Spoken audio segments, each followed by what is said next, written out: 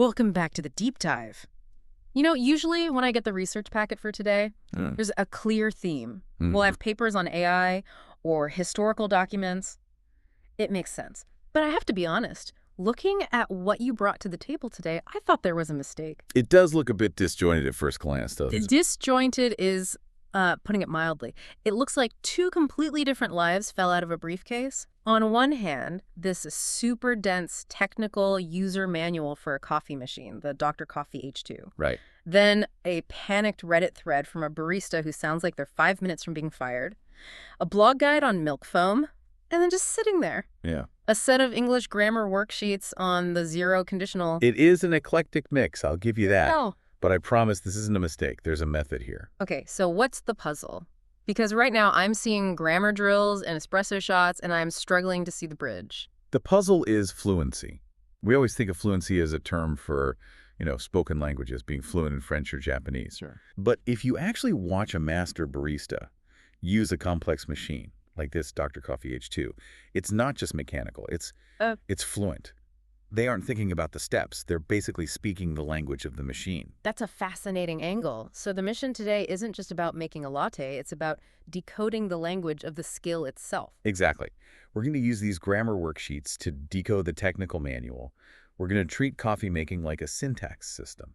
By the end of this, I want you to be able to look at a complex machine and understand its grammar well enough to troubleshoot a crisis, just like that poor barista on Reddit. Okay, I'm sold. If coffee is a language, let's start with the hardware. The Dr. Coffee H2.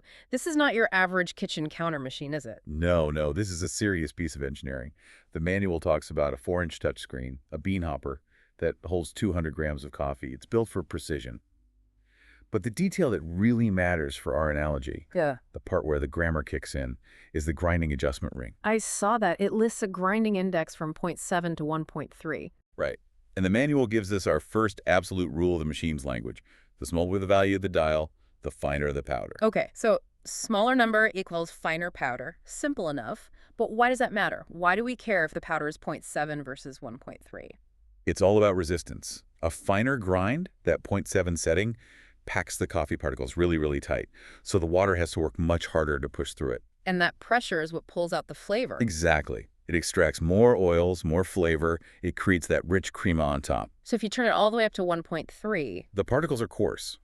Like gravel, the water just rushes right through. Yeah. No resistance, no pressure. You get weak, sour, watery coffee. So the machine is setting up a cause and effect relationship. Input A gives you output B. Precisely. And that is exactly where the grammar worksheets come in.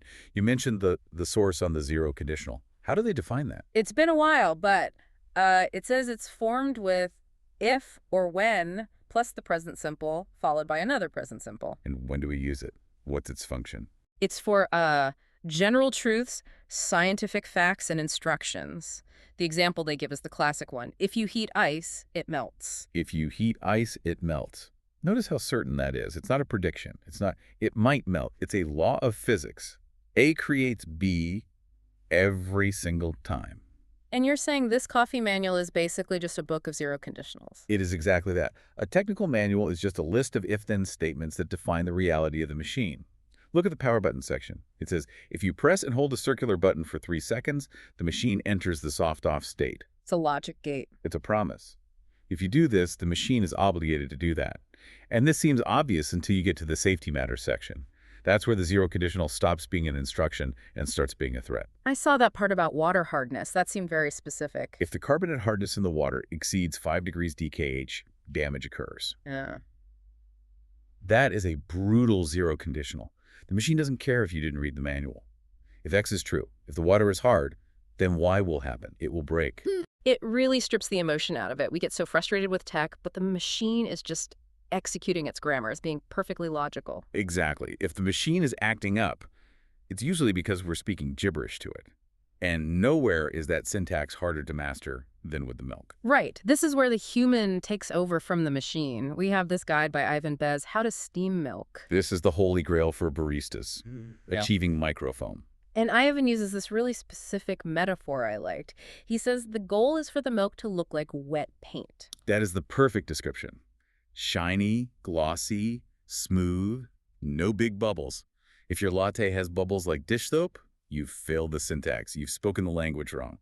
So to get to wet paint, he breaks it down into two phases, stretching and spinning. I always thought you just shoved the steam wand in and let it go. Huh. Yeah, that's a recipe for scalded milk and a blob of foam. No, the stretching phase is the critical part. That's where you introduce air. He says the nozzle has to be just a fraction below the surface, and you're listening for a sound. A hissing sound, Right. like paper tearing. That hiss is the sound of texture being created. But, and here's a zero conditional, if you stretch for too long, you ruin everything. And the guide says this part is really short, like 5 seconds. 5 seconds maximum. Once you have enough air, you have to immediately switch to phase 2, spinning. Okay, so how does the technique change for that? You dunk the wand deeper, about 1/5 of an inch down into the milk. The hissing has to stop. Silence is the goal. You're trying to create a whirlpool to mix those tiny bubbles through the entire jug. So stretching makes the foam, spinning integrates it. Correct. If you don't spin, you just get hot milk with a foam cap on top, not wet paint. And there's another zero conditional here for temperature. It says, if the jug becomes too hot to touch, stop. The human hand is the thermometer. That's usually around 60 Celsius, 140 Fahrenheit. But did you notice the little detail for latte art? Yeah, he says to stop even earlier, around 50 Celsius. Why? Because cooler milk is denser. It's thicker.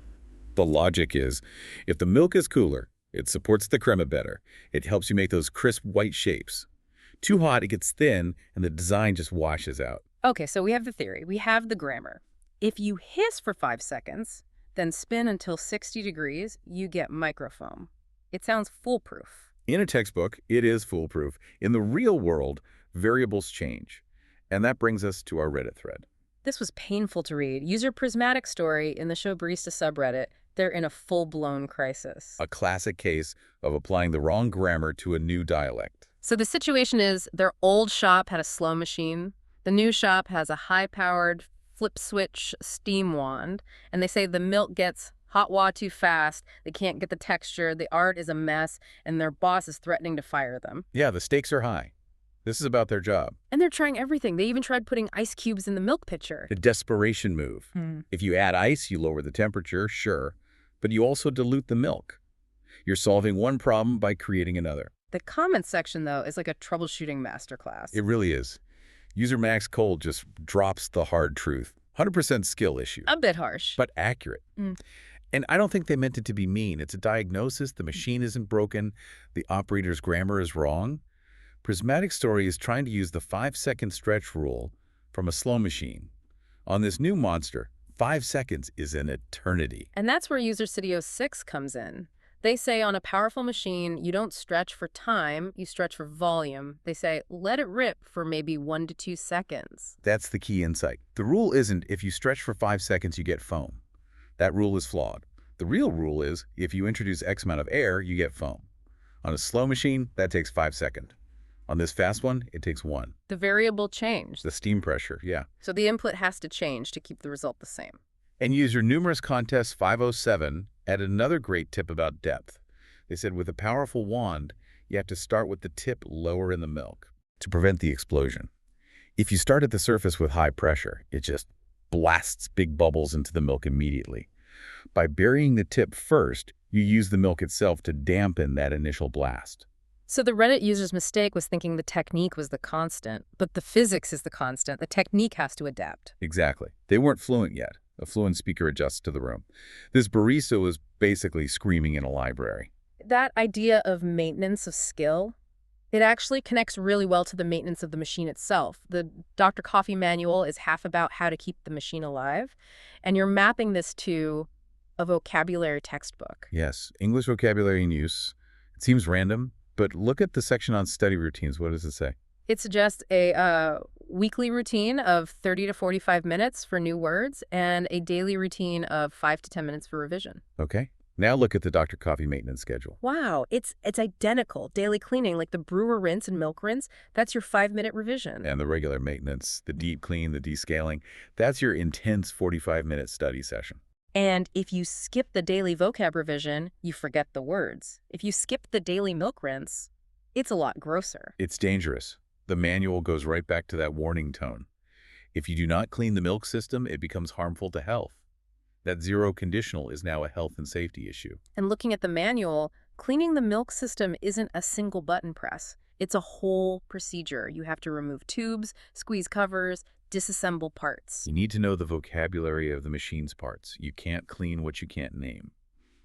And speaking of naming things, the vocabulary source has a section on using a dictionary, how words can have multiple meanings. Like post can be a job or a piece of wood or the mail. Exactly. And in coffee, the definitions are rigid.